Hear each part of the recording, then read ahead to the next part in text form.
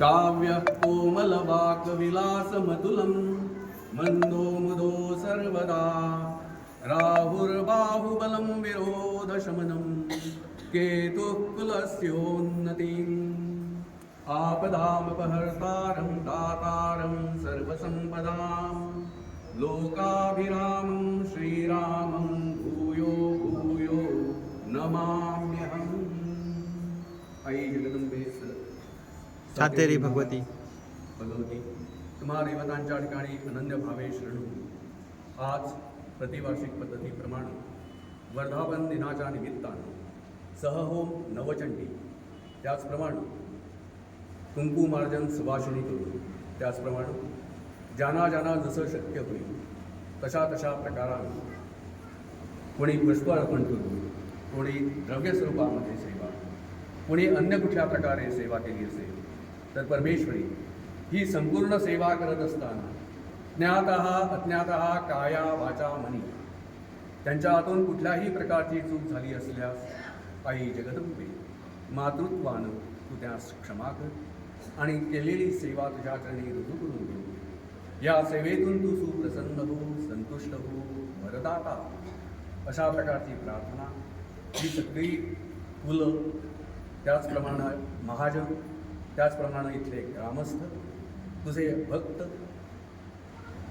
हे सगळी मंडळी तुझ्या चरणाच्या ठिकाणी प्रार्थना करत आहे ती मान्य करून सेवेचं अखिल शुभकल्पोक्त फल प्राप्त करून आज या चंडीचा यजमानपद हनुमंतरावास देऊन आपल्या सगळ्या ग्रामस्थांच्या, सगळ्या महाजनांच्या, संपूर्ण देवस्थानाशी संबंधित असलेल्या सगळ्यांच्या वतीनं आणखीन या यजमानाकरवी या नवचंडीच्यासाठी आपली कुलदेवता, ग्रामदेवता, आदित्यादी नवग्रह देवता, ज्या ज्या देवतांशी संबंध पोचतो त्या सगळ्या देवतांना नारळ विडा घेऊन त्यांना त्या देवतांस इथं आमंत्रित करून त्यांचं इथं स्वरूप राहून ही नवचंडी संपूर्ण आज गेलेली आहे। त्यांच्याच सगळ्या देवतांच्या कृपेनं आणि आई जगदंबे मुख्यतः तुझ्या कृपेनं सांगता सिद्ध्यर्थ ही सगळी मंडळी तुझ्या चरणाच्या ठिकाणी प्रार्थना करण्यास उभी राहिली।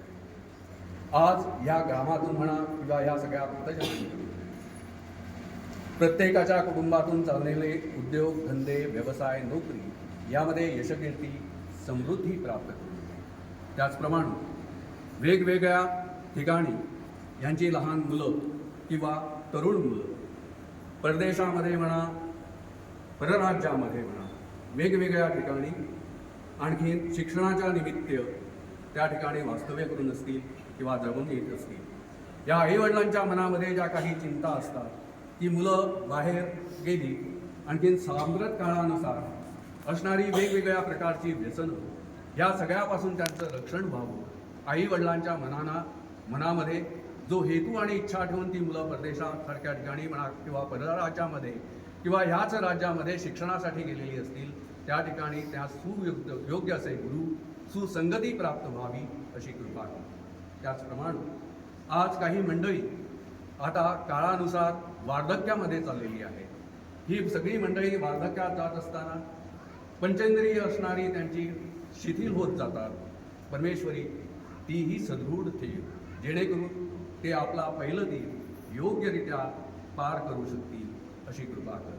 त्याचप्रमाणे आजच्या या नवचंडीच्या अनुष्ठानानं प्रत्येकाच्या कुटुंबात वास्तूमध्ये सतेजता प्राप्त झाली, स्वास्थ्य प्राप्त झालं असा तुझा महिमा दर्शन होते। जे जे काही तुझ्या चरणाच्या ठिकाणी त्यांनी प्रार्थना केल्या असतील, ज्या ज्या काही त्यांच्या इच्छा अपेक्षा असतील त्या परिपूर्ण करून दे।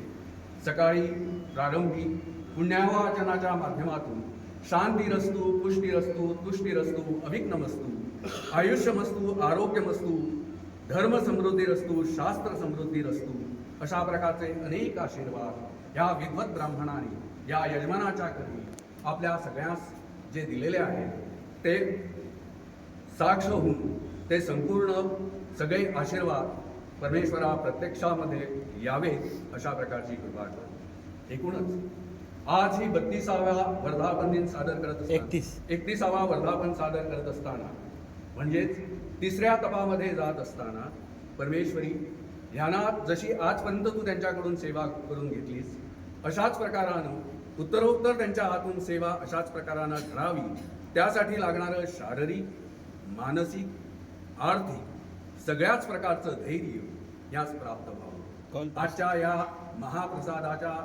प्रसादाच्या ग्रहणानं शरीरामध्ये उत्पन्न होणारे कफ, वात, पित्त यापासून होणारे जे काही दोष आहेत या सगळ्या दोषांचं निर्मालन व्हावं अशी कृपा कर. उत्तरोत्तर अशाच प्रकारची सेवा तुझ्या चरणी करून घे. संपूर्ण या ग्रामस्थ, महाजन तथा देवस्थानाशी संबंधित सगळ्यांनाच चांगल्या प्रकारचं रक्षण प्राप्त करून दे. कल्याण कर, बरं कर. जय जगदंब.